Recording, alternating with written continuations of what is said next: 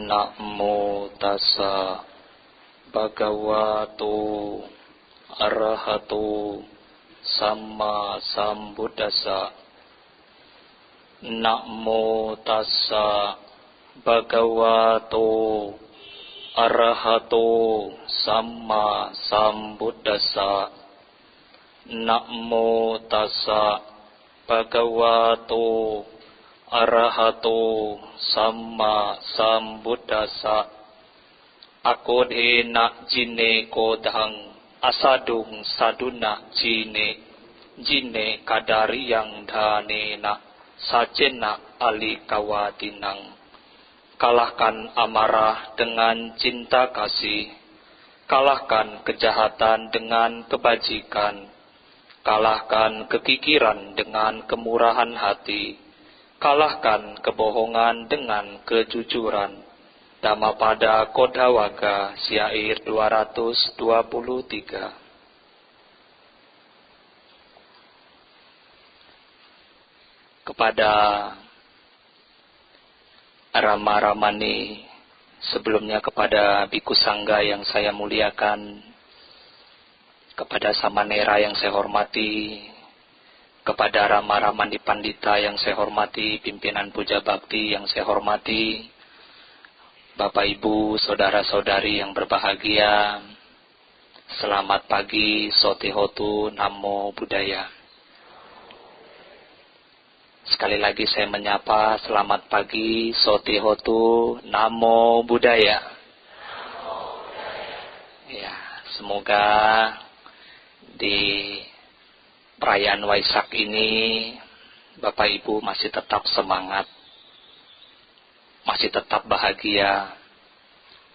Tadi pagi sudah bangun jam 3, mungkin ada yang lebih awal jam 2, ada yang mungkin tidak tidur, bergadang karena sedang menanti datangnya detik-detik Waisak. Inilah Bapak Ibu sekalian, sejarah detik-detik Waisak pun sudah berjalan begitu lama dengan satu tujuan, agar umat Buddha di Nusantara ini bisa bersatu dari Sabang sampai Merauke. Karena tradisi detik-detik Waisak ini hanya ada di Indonesia. Ini merupakan nilai plus yang luar biasa.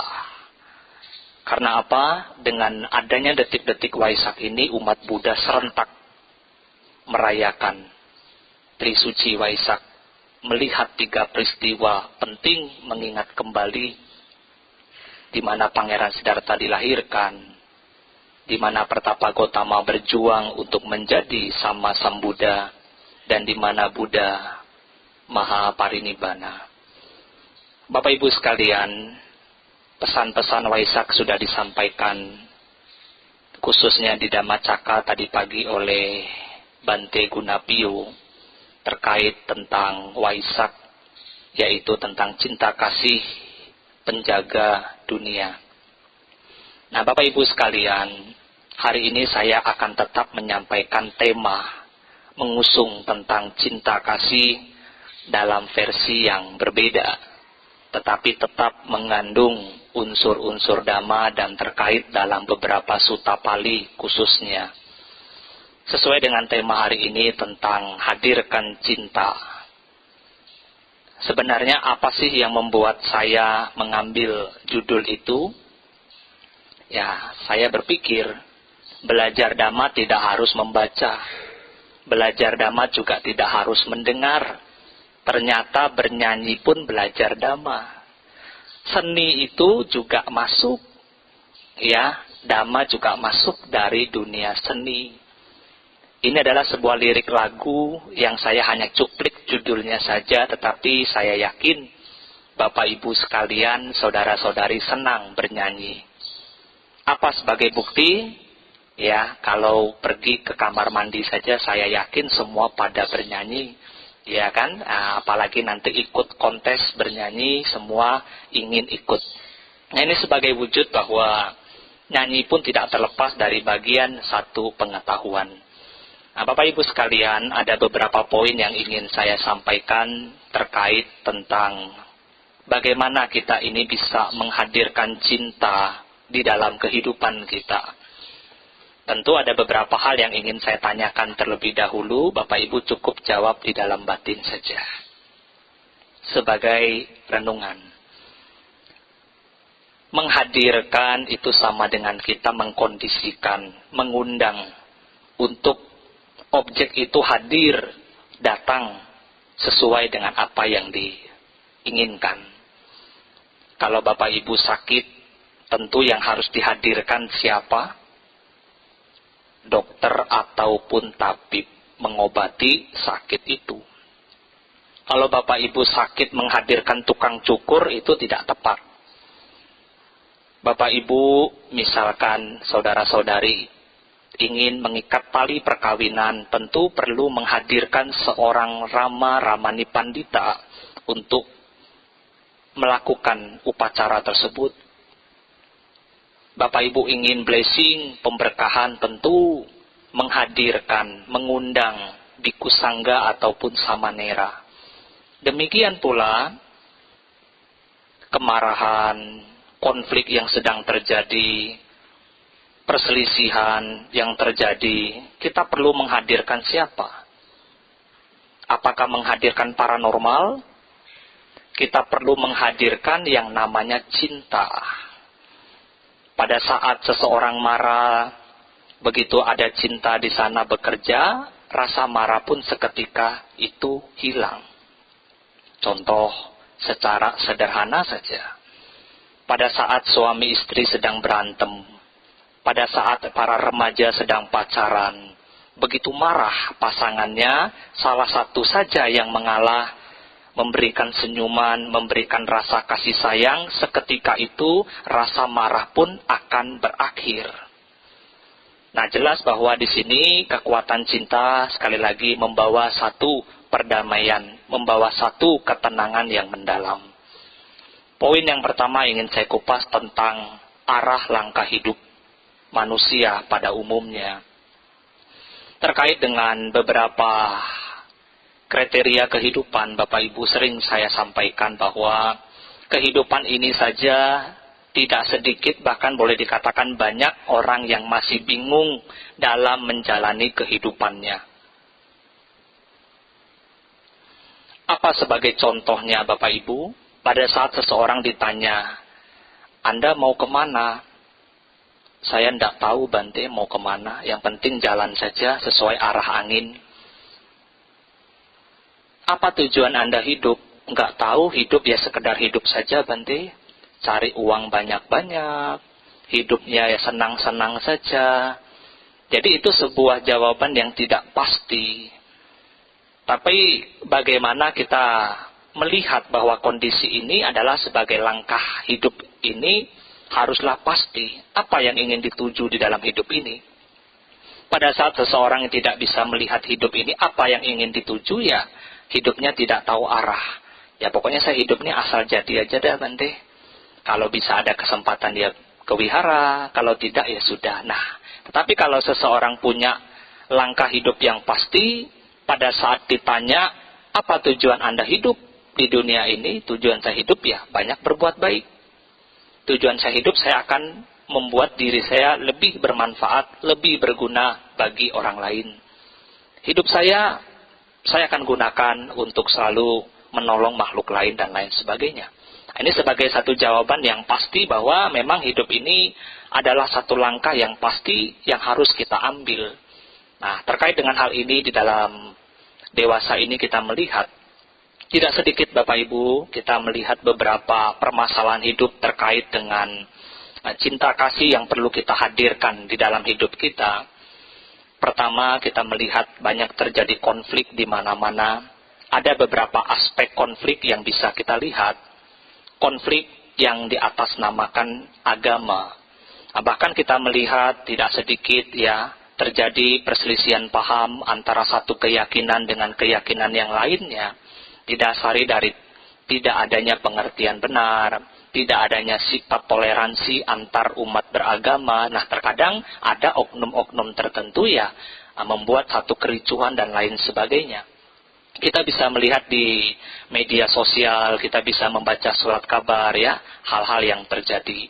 Nah, bagaimana kita sebagai umat Buddha, Bapak Ibu sekalian, ya kalau di dalam Dhamma dikatakan kita tidak memerangi di luar diri kita, tapi kita belajar untuk memerangi di dalam diri kita, untuk mengatasi kekotoran-kekotoran batin kita, bagaimana kita bisa menuntaskan yang namanya kebencian, kemarahan, keiri hatian, dendam, tidak suka dengan orang lain, itu yang perlu dituntaskan di dalam batin kita. Nah, kalau kita memerangi orang lain, kita memaksakan orang lain untuk sependapat dengan kita, memiliki satu paham yang sama dengan kita, itu akan mendatangkan konflik atau pertikaian, bahkan permasalahan di dalam kehidupan kerukunan antar umat beragama. Nah, kita sebagai umat Buddha tentunya menitik beratkan kepada cinta kasih, kasih sayang, menjauhkan diri dari pertikaian, menjauhkan diri dari radikalisme terhadap keyakinan yang lain. Nah, Bapak Ibu sekalian, di dalam bait Karanimeta Sutta juga dikatakan, ya, jangan karena marah dan benci, ya kita mengharap orang lain celaka. Tapi bagaimana kita mengembangkan rasa kasih sayang ini dalam tanda kutip atas nama Dhamma itu ya tidak merugikan makhluk lain. Nah, maka kerukunan itu pun akan terjadi. Nah, Bapak Ibu sekalian, tentu kerukunan antar umat beragama ini juga perlu dijaga sehingga kita sebagai agama Buddha juga tetap menitik beratkan pada cinta kasih yang universal tanpa batas. Terkadang mungkin Bapak Ibu sekalian ya pernah berjumpa dengan seseorang. Pada saat ditanya, Bapak Ibu agamanya apa? Sebelumnya perlakuannya baik, ya perlakuannya manis, ya servisnya memuaskan, butuh apa semua disokong. Pada saat Bapak Ibu menjawab, agama saya beragama Buddha. Seketika itu langsung wajahnya berkerut, 180 derajat berubah. Langsung pelayanannya jadi kurang memuaskan. Nah, kadang-kadang kita pernah menjumpai orang yang demikian. Terus bagaimana sikap saya sebagai umat Buddha, Bante? Apakah saya perlu marah dengan orang itu? Tidak perlu. Kita sebagai umat Buddha menitik beratkan pada pengertian benar. Ya, meskipun kita bisa dikatakan tidak dalam jumlah yang banyak, tetapi kita harus menjadi seperti layaknya bunga mawar yang tumbuh di tengah-tengah ilalang padang rumput. Nah, kita tumbuh jadi setangkai, 2 tangkai, 3 tangkai bunga mawar yang indah. Meskipun di sekeliling kita itu adalah ilalang. Tidak apa-apa, kita tumbuh dengan begitu indah di tengah-tengah perbedaan. Apa perbedaannya? Buddhis mengajarkan cinta kasih, kasih sayang yang tanpa batas. Kedua adalah bagaimana cara kita mengantisipasi kebencian yang didukung daripada perselisihan di dalam rumah tangga. Tidak sedikit kemarahan, kebencian pun yang membawa pada satu akhir perceraian di dalam rumah tangga. Nah, kalau kita mengingat kembali perkawinan di dalam agama Buddha itu mengucapkan pada saat ikrar perkawinan, ada bunyinya yaitu kami sumicacara weramani sikapadang samadhyami. Aku bertekad akan melatih diri untuk tidak melakukan perbuatan asusila. Tanda kutip di sini adalah menghindari pula perselingkuhan. Kalau antar pasangan sudah tidak ada rasa percaya, sudah tidak ada rasa mencintai, tidak saling mau berbagi, masing-masing mempertahankan egonya, ingin marah ya marah, tidak dikendalikan ya rumah tangga juga akan menjadi berantakan. Nah, seperti di dalam Dhamma juga dijelaskan, Bapak Ibu sekalian. Api di luar rumah itu jangan dibawa ke dalam rumah. Kita punya masalah di toko, kita punya masalah di perusahaan, kita punya masalah di masyarakat, kita marah dengan karyawan, kita tidak suka dengan atasan, kita lagi jengkel dengan teman kerja kita. Sudah, sampai di situ saja. Selesaikan permasalahan sampai di situ saja. Apabila permasalahan itu Bapak Ibu tarik sampai ke dalam rumah, otomatis kita pulang dengan wajah yang mengkerut, dengan wajah yang kusam, dengan perasaan yang tidak suka. Otomatis si suami akan marah istri tanpa sebab. Istri mungkin akan marahi suami tanpa sebab, atau suami istri akan memarahi anaknya tanpa sebab. Sebabnya apa? Ya cuma sepele, karena jengkel, karena marah, karena tidak ada tempat pelampiasan. Ya, anak istri suami jadi sasaran. Ini masalah sepele, tetapi akan menjadi masalah besar kalau ini pun sering-sering dilakukan. Maka bentuk kemarahan, kebencian dalam rumah tangga ini pun perlu diredam. Sehingga saling percaya, saling mengasihi, saling berbagi ini pun perlu mengatasi kemarahan, kebencian, ketidaksukaan terhadap pasangan hidup. Nah, Bapak Ibu sekalian, maka kekerasan di dalam rumah tangga juga perlu dihindari. Sehingga hukum negara kita pun mengambil peran dalam melindungi hak asasi manusia. Sehingga barang siapa yang terluka, barang siapa yang dianiaya, barang siapa yang dilecehkan, maka hukum negara pun tidak tinggal diam.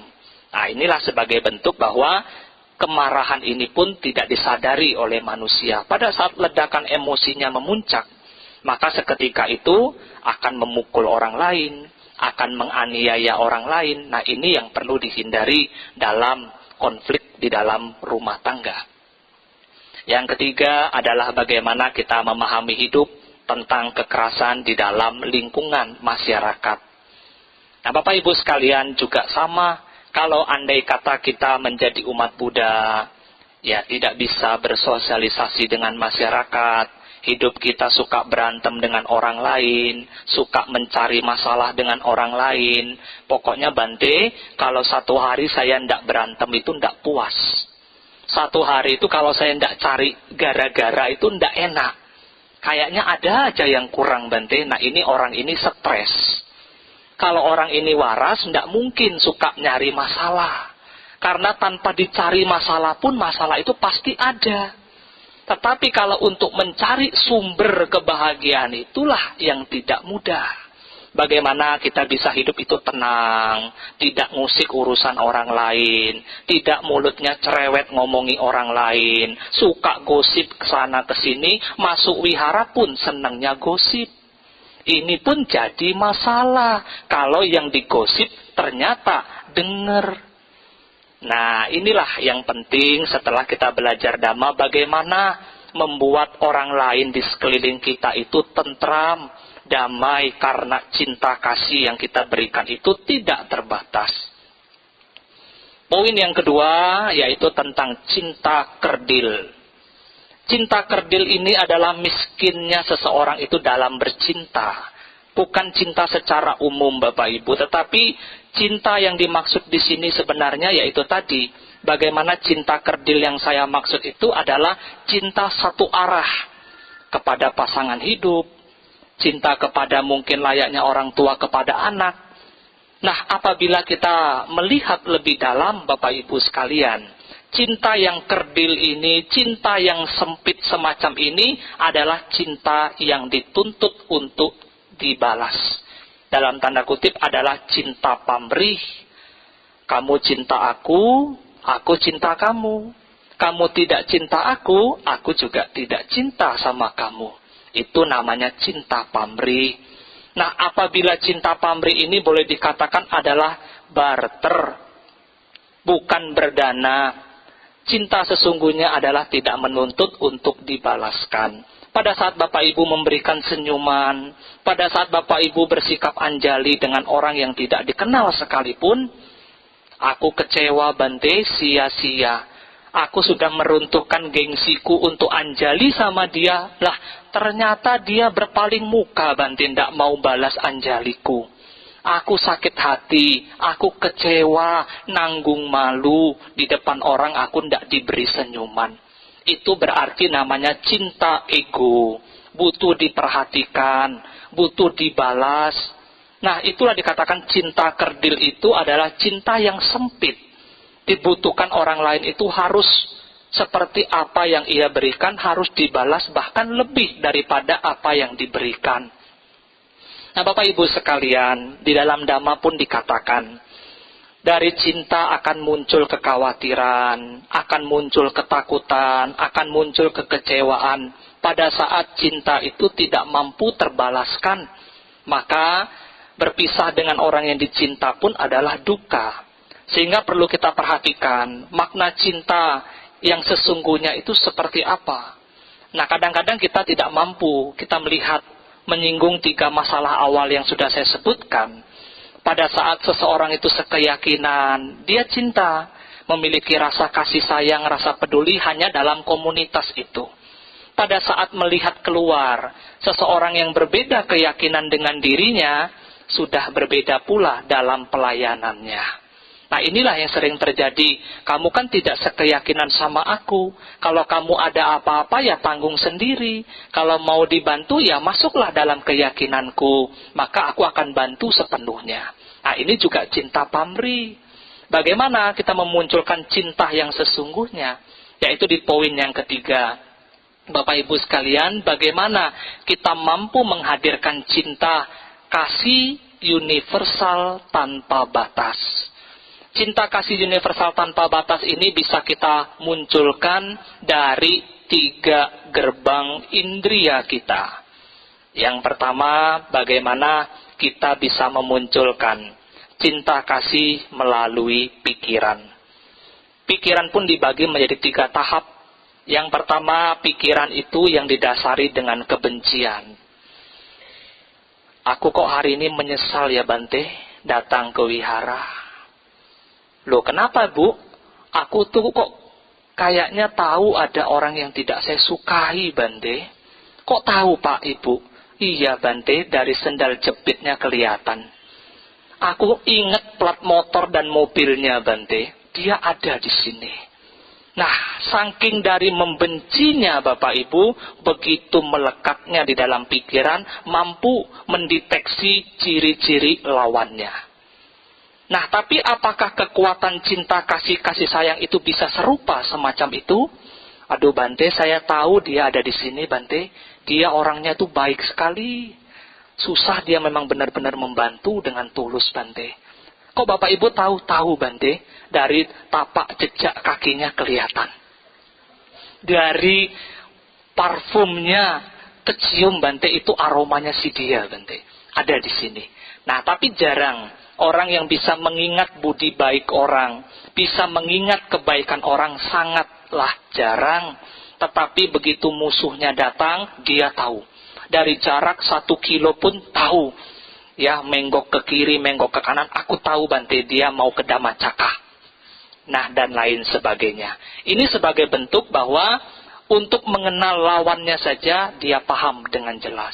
Nah, tapi bagaimana pada saat pikiran itu di mindset menjadi lebih baik, bisa ditata lebih baik, dia akan berpikir dengan hal-hal yang positif. Oh, ternyata pada saat marah muncul, punya samwara, punya pengendalian, pikirannya itu bisa direm. Pada saat punya pikiran buruk, berburuk sangka dengan orang lain, ya nggak apa-apa, ini pikiran saya lagi datang jeleknya. Dipahami, dimengerti, bagaimana disadari, nanti pikiran itu akan kembali menjadi netral. Nah, inilah cara kita terampil dalam menata pikiran, tidaklah mudah.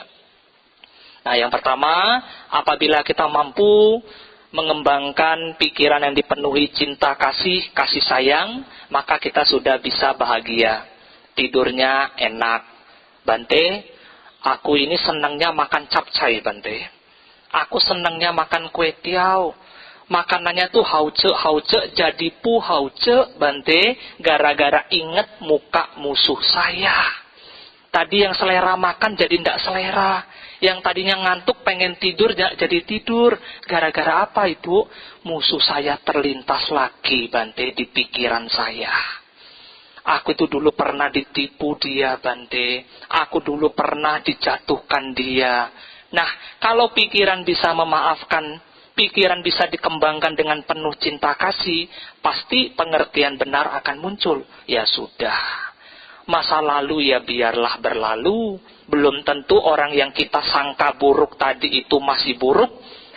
Tahu-taunya sudah ikut Pak Baja sama Nera. Berarti siapa yang buruk? Diri kita sendiri yang berprasangka buruk.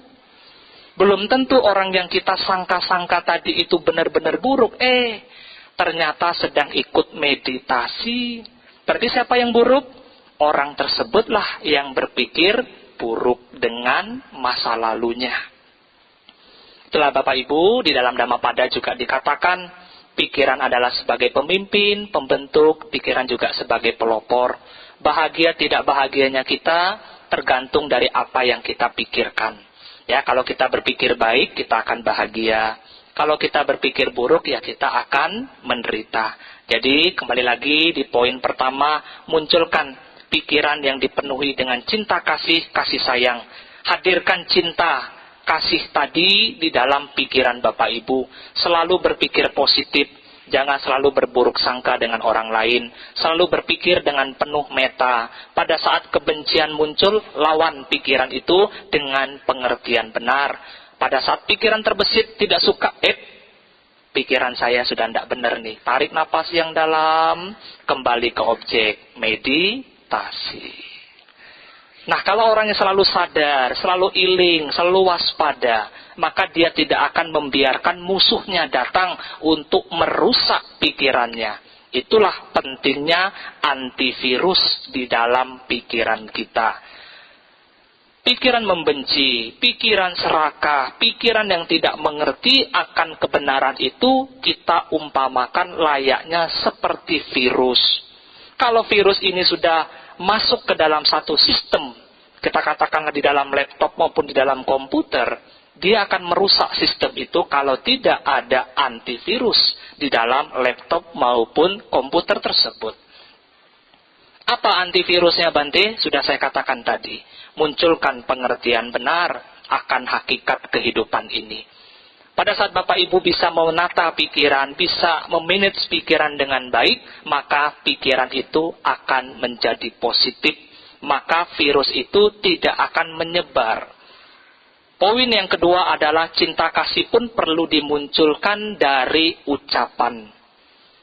Virus tadi kalau tidak dituntaskan Bapak Ibu sekalian, maka virus itu akan turun ke ucapan kita.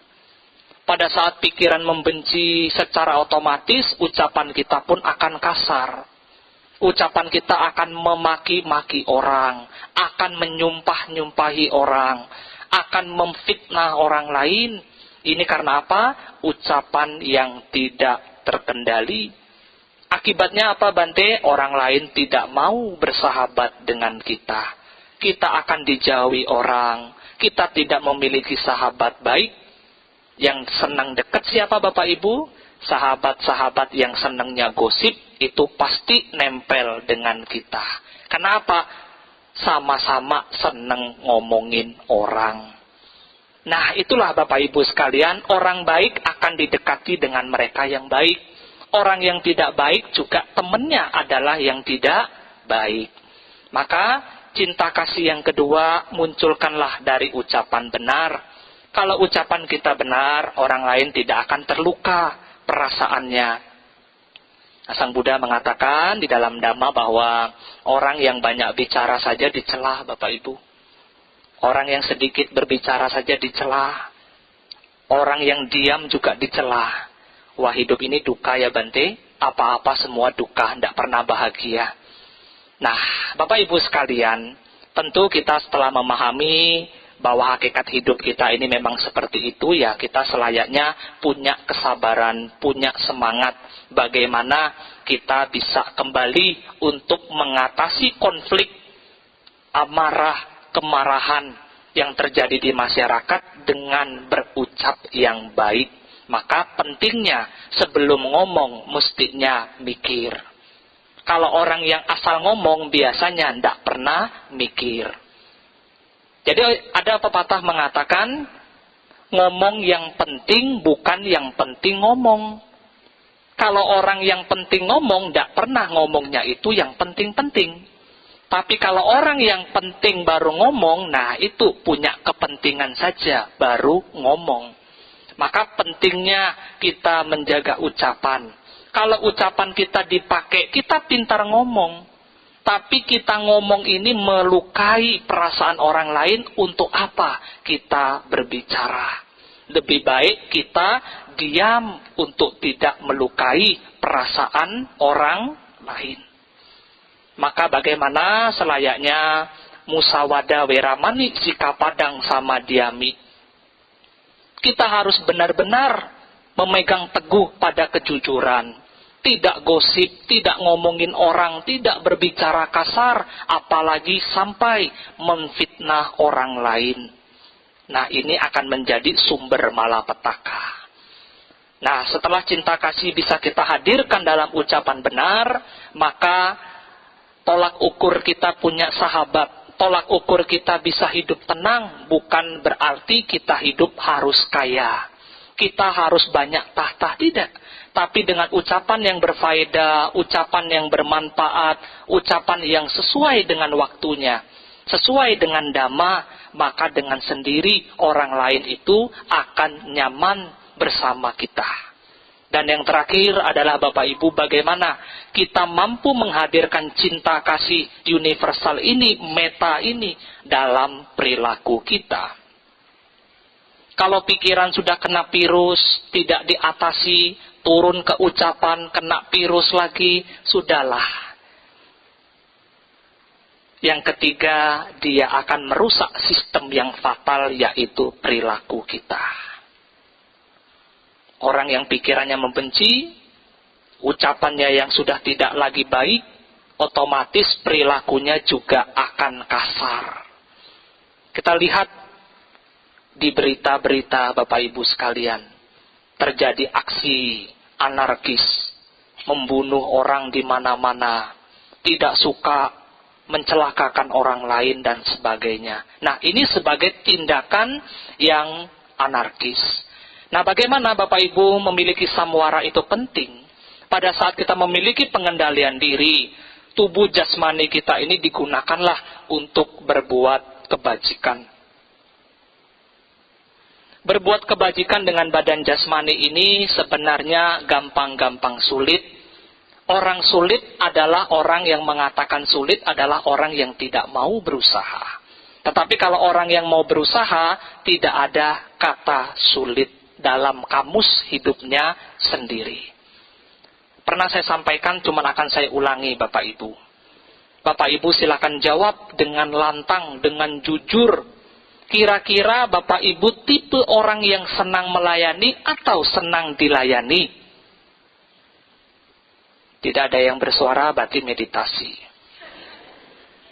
Bapak Ibu tipe orang yang senangnya melayani atau senangnya dilayani?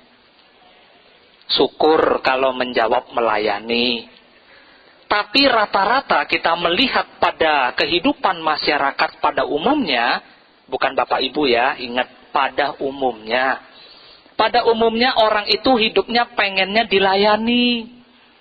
Apa sebagai contoh? Nah, sebelum saya masuk contohnya, seperti apa, saya ingin kasih tahu Bapak Ibu. Dua jenis orang yang inginnya dilayani itu, yang pertama adalah orang yang tinggalnya di rumah sakit. Loh, kenapa Bante? Ya masa orang masuk ICU suruh masak sendiri, kan tidak mungkin Bapak Ibu. Orang yang diimpus ya apa mungkin disuruh belanja ke Indomaret, ya tidak mungkin. Jadi wajar kalau orang sakit itu mestinya dilayani karena dia sakit. Orang yang kedua adalah orang yang tinggalnya di penjara. Ya masa mungkin penjahat suruh belanja ya kabur. Jelas, orang yang sakit secara fisik dan sakit secara mental wajar untuk dilayani. Nah, kalau kita sebagai umat Buddha yang sehat secara mental dan secara fisik, apakah pantas untuk selalu dilayani? Apa-apa, pokoknya Bante, dia kalau ndak ndak servis, tidak hormat dengan saya ndak akan hormat sama dia. Kalau dia ndak anjali dengan saya ndak mau anjali dengan dia. Kalau dia ndak berbuat jasa dengan aku ndak mau berbuat jasa dengan dia. Wah, egonya muncul, sang akunya bekerja. Nah, kalau kita menjadi orang yang melayani adalah orang yang rendah hati. Tidak usah disuruh, tidak usah ada iming-iming. Tapi lakukan, melayanilah dengan tulus.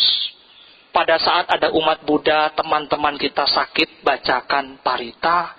Tidak usah baca parita, Bante, itu sudah karmanya dia. Ini ya keliru. Ada teman kita yang meninggal, tidak usah baca parita, Bante, juga toh jenazahnya tidak bangun lagi. Juga keliru ya. Jadi sifat sosialisasi kita pun perlu kita bangun. Ya, jadi kembali lagi bagaimana benar-benarlah seperti apa yang sudah Bapak Ibu ucapkan. Saya Bante adalah orang yang senangnya melayani sadhu. Kalau memang Bapak Ibu adalah orang yang senang melayani, marilah di hari Waisak ini kita menjadi orang yang terus melayani demi mengembangkan cinta kasih, kasih sayang. Tidak lagi berpikir buruk dengan orang lain. Sudah tidak lagi suka marah-marah, berbicara kasar. Sudahlah kita memiliki perilaku yang didasari cinta kasih. Yang hobinya mukulin orang, yang hobinya suka njiwitin orang, suka nyubitin orang, berhenti. Yang suka nempelengi orang, berhenti. Yang suka nonjokin orang, berhenti. Karena apa? Ini semua adalah bentuk-bentuk kekerasan. Ya, kalau kita memegang teguh pada cinta kasih, hadirkan cinta dalam hidup kita. Ya, Bapak Ibu sekalian, cinta tidak semata-mata itu bisa hadir, butuh usaha, butuh tekad, butuh semangat untuk mempertahankan ini. Ya, sekian apa yang bisa saya sampaikan. Semoga Bapak Ibu bisa mengalahkan yang namanya kebencian dengan cinta kasih dan kasih sayang. Selamat merayakan Hari Trisuci Waisak ke 2560-2016. Semoga berkah Waisak, berkah Sang Tiratana, Buddha, Dhamma, dan Sangha selalu menyertai Bapak Ibu. Sekian dan terima kasih. Selamat merayakan Waisak.